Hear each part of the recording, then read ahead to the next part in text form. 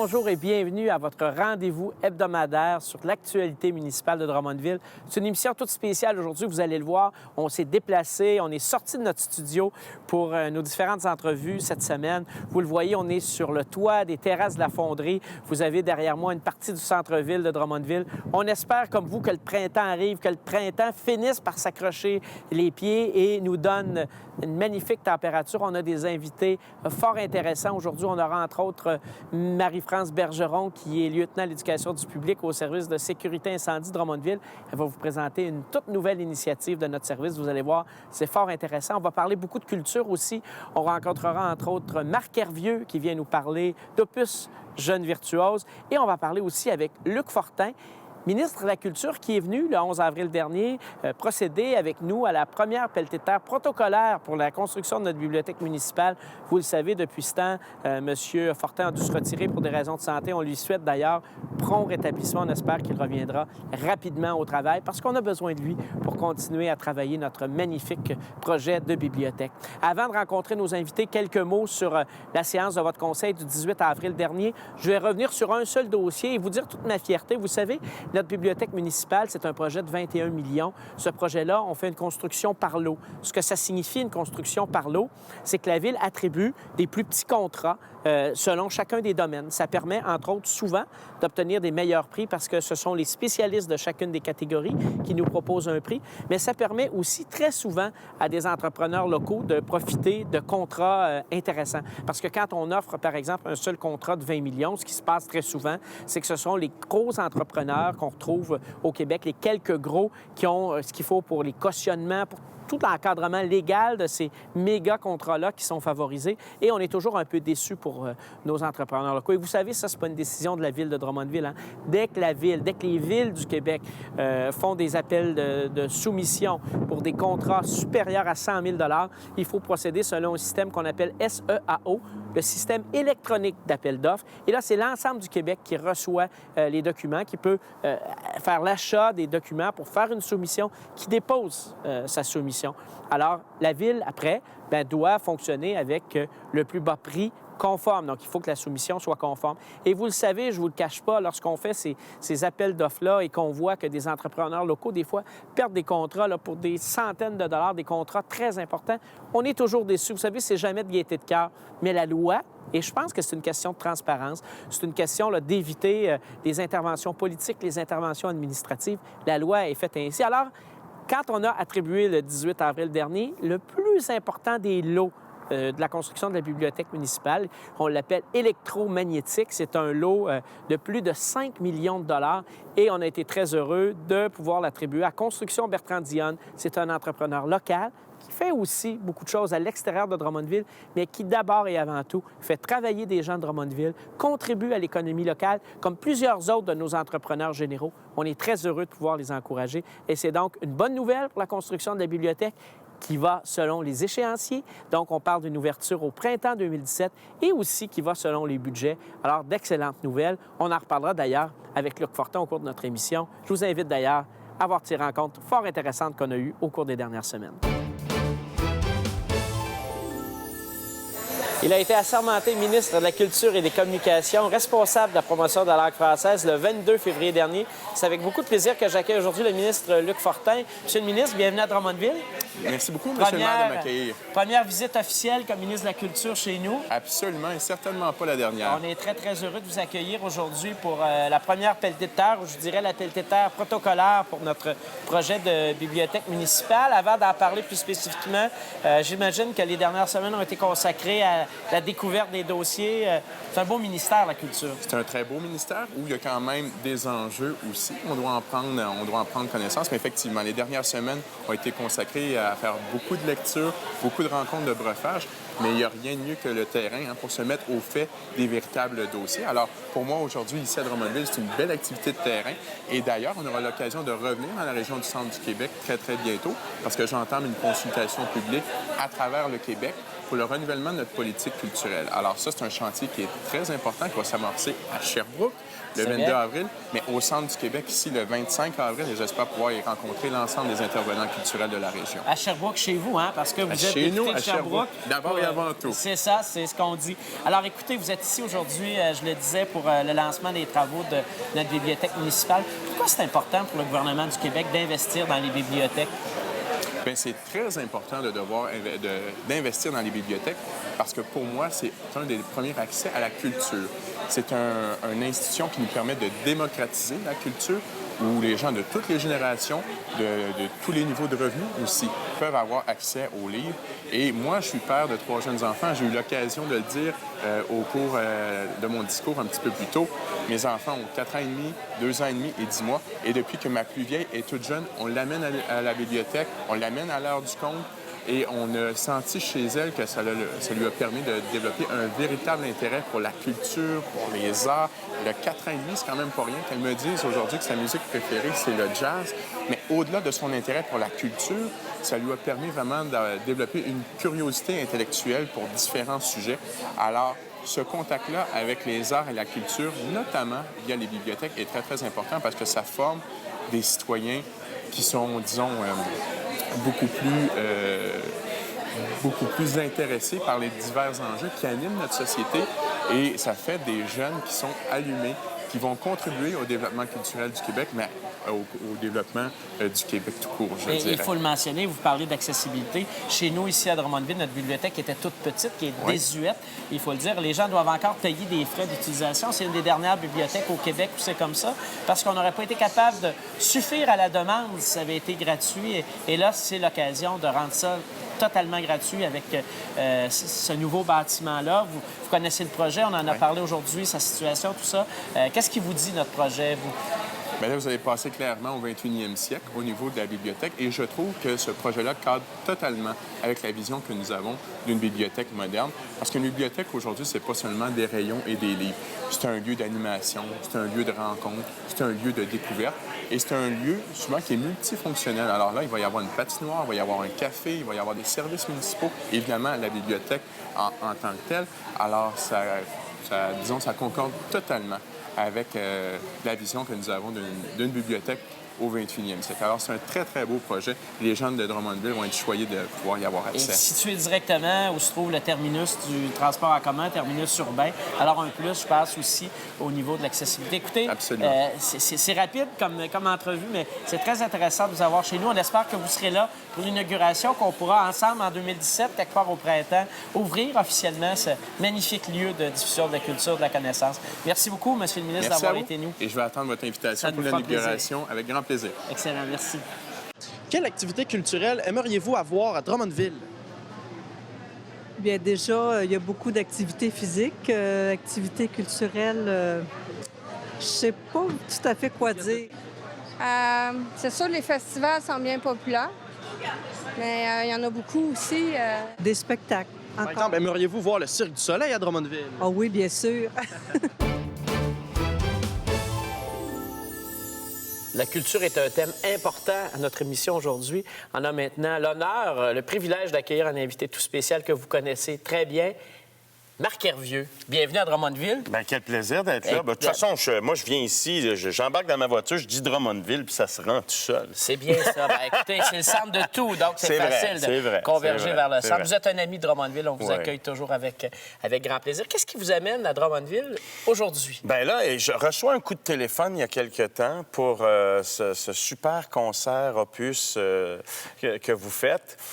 Moi, là, je me trouvais un peu ordinaire, c'est-à-dire que je connaissais pas ça. J'avais jamais entendu parler de ça. Bon. 7e édition. Septième édition, il était quand même... Oui, mais il était temps. Là, c'est ça. Donc, je prends connaissance de tout ça.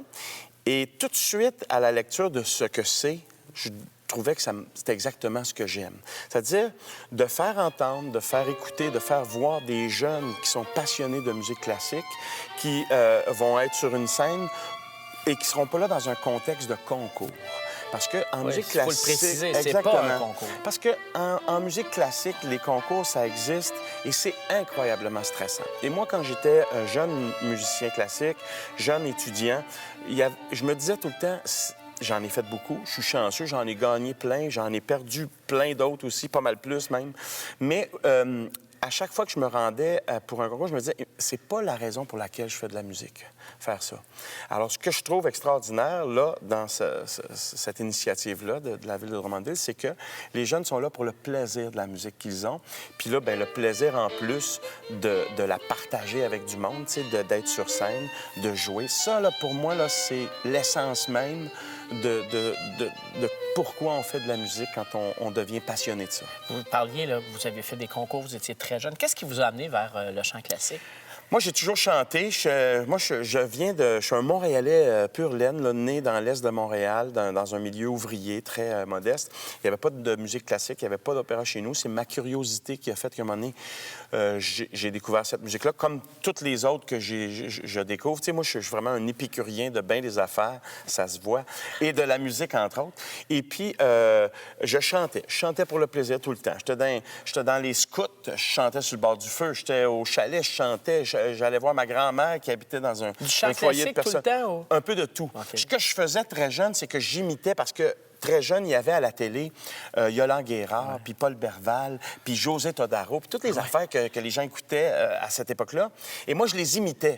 En phonétique, là, tu sais, je n'avais aucune idée de ce que je disais dans les mots, parce que des fois, ils chantaient en espagnol, en italien, tout ça. Je les imitais.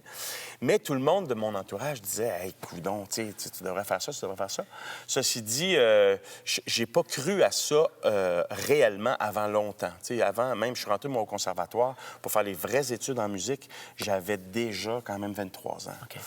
Mais simplement parce que, comme je disais tantôt, d'origine modeste, mon père qui a travaillé à l'usine toute sa vie, lui, il voulait tellement être sûr que j'ai un métier. Oui, parce que vous racontiez à la conférence de presse tout à l'heure un peu sa réaction. Oui, non, mais c'est ça, à 16 ans, je lui ai dit « Hey, père, je veux être un chanteur puis un acteur. » Il me dit « Ben oui, parce qu'il me voyait faire tout ça depuis longtemps. Il dit, c'est très bien ça, Marco, mais maintenant, qu'est-ce que tu aimerais faire pour gagner ta vie? Tu sais, pour lui, c'était un hobby, ça, là. Puis je le comprends parce que mon père a 92 ans aujourd'hui. Donc, tu sais, pour lui, là, c'était tellement important d'avoir un métier, un vrai métier. Oui. Alors, je dois trouver que vous gagnez assez bien votre vie c'est pas si pire maintenant, c'est pas si pire. On dit souvent que vous êtes de ceux qui rendent un peu plus accessible le chant classique, la musique classique. Bon, les gens aiment vos spectacles, tout ça. Est-ce que c'est un rôle que vous vous donnez, un mandat que vous avez, selon vous? C'est plus, je pense, le mandat ou le rôle qui m'a choisi que moi qui ai choisi ce rôle-là. C'est-à-dire que je me suis jamais dit « Ah, je vais démocratiser la musique classique ou l'opéra. Ah, je vais la rendre accessible. » Jamais, pas plus ce matin qu'il y a 10 ans ou 20 ans. Ce que je sais, par exemple, j'ai envie de dire aux gens, arrêtez de penser qu'il faut avoir étudié au conservatoire pour l'écouter, il faut gagner 800 000 par année, avoir une belle robe puis être venu au concert en limousine. C'est pas ça, tu sais.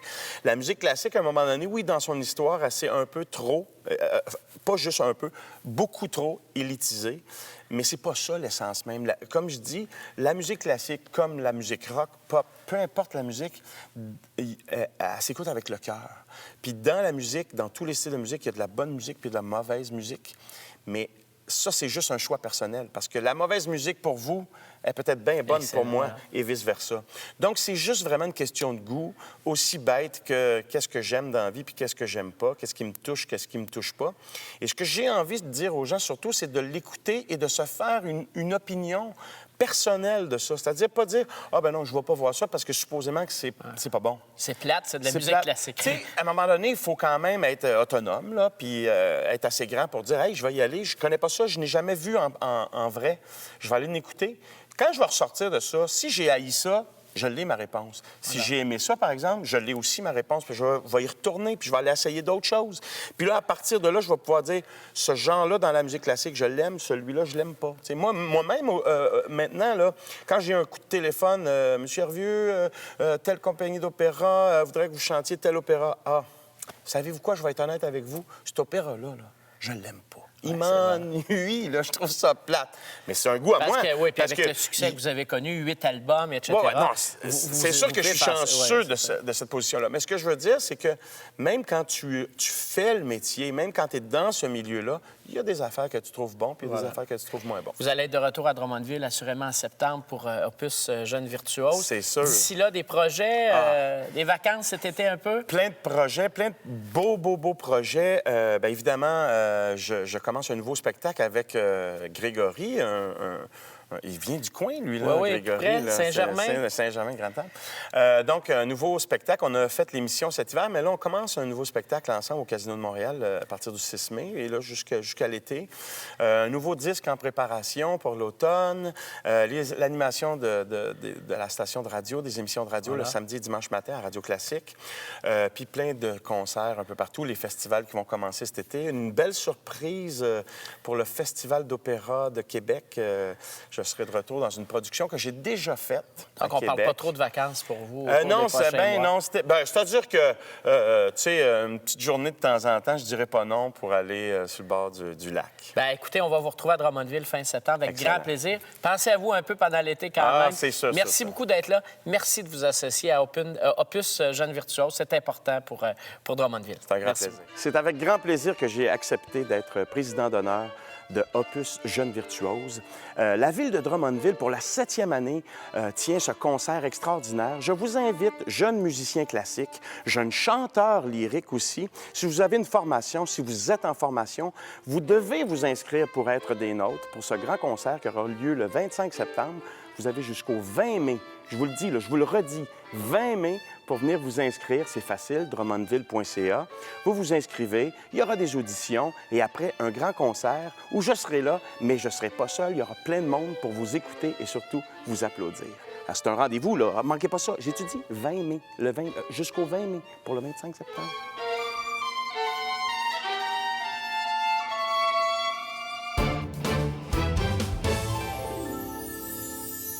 Ouais, c'est à moi à jouer. Tous les panneaux électriques doivent être facilement accessibles en tout temps. Tiens, c'est un valet, je vais m'en débarrasser.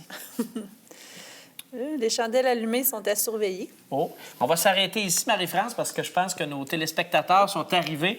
Je suis avec Marie-France Bergeron. Elle est lieutenant à l'éducation du public au service de sécurité incendie de la ville de Drummondville. Marie-France, on se retrouve aujourd'hui aux terrasses de la Fonderie. On a une vue magnifique sur Drummondville et on joue aux cartes. D'ailleurs, je dois avouer que je m'étais un petit peu... je vous ai pacté un jeu, hein, je pense. J'avais aucune chance. Non, je pense que j'avais vraiment un beau jeu, mais il faut savoir que c'est un jeu de cartes tout à fait normal qui permet aussi de faire de la prévention. C'est un projet qu'on a lancé et j'aimerais peut-être qu'on en parle ensemble, qu'on explique ce que c'est, parce que c'est pas un nouveau jeu de cartes, mais c'est une illustration différente. Oui, en fait, on cherchait un outil de prévention auprès de nos aînés. Alors, on est venu à l'idée de faire... de mettre des conseils de prévention sur le jeu de cartes. Alors, sur 52 cartes, on retrouve 52 conseils sur lesquels les gens vont pouvoir se référer tout en jouant aux cartes. Donc, c'est pas un jeu qu'il faut apprendre. Si j'ai l'habitude de jouer au 500, de jouer au canasta, de jouer au bridge, je joue mon jeu et...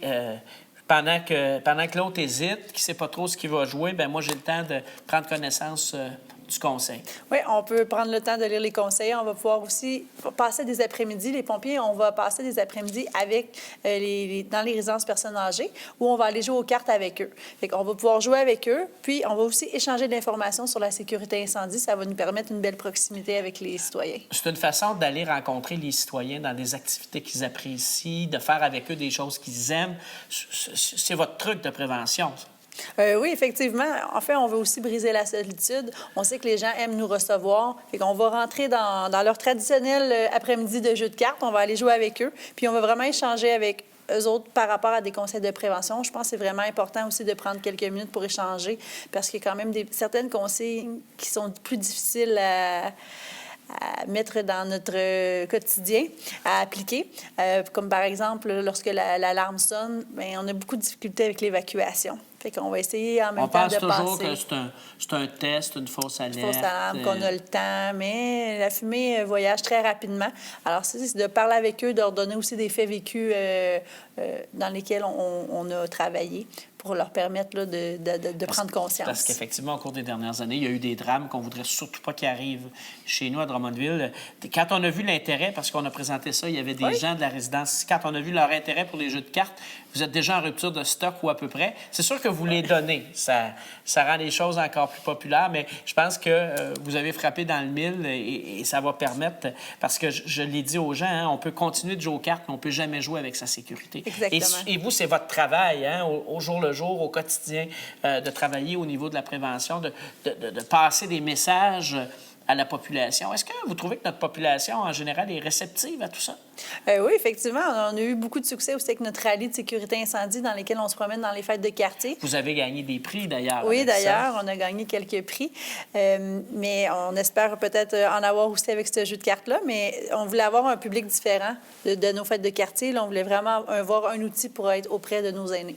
Et est-ce que, parce que là, c'est vraiment la clientèle qui est visée, les aînés, avec le jeu de cartes, est-ce que vous seriez porté à dire que c'est une clientèle qui est plus difficile à rejoindre, qui est moins à l'écoute, ou toutes les clientèles là, présentent un défi particulier? Je crois que toutes les clientèles représentent leurs défis particuliers. Au niveau, comme je vous parlais tantôt, de l'évacuation, au niveau des résidences personnes âgées, c'est ça avec lequel on a le plus de difficultés là, par rapport à l'évacuation. Les gens sont bien dans leur petit chez-soi, ils n'osent pas sortir, mais il faut vraiment, dès que la cloche sonne, on doit sortir. L'endroit où on va être le plus en sécurité, c'est à l'extérieur. Il y a ce projet-là, il y en a d'autres. Qu'est-ce que vous faites dans l'année, là? Par exemple, pour rejoindre les autres clientèles, vous avez sûrement des activités avec les jeunes. Oui, bien, on a beaucoup d'activités, surtout l'été. Là, la grosse saison va commencer avec les fêtes de quartier. C'est vraiment l'endroit où on va aller rejoindre le plus de public. Le rallye de sécurité incendie est vraiment l'outil par excellence qu'on possède. On a aussi la maison gonflable, qui est une maison de sécurité incendie qui nous permet, avec les jeunes, d'entrer à l'intérieur, d'avoir plusieurs consignes sur la sécurité incendie, de les faire avec eux, de les exécuter. Par exemple, marcher à 4 pattes sur la fumée, arrête, tombe et roule. C'est tous des exercices qu'on fait avec eux.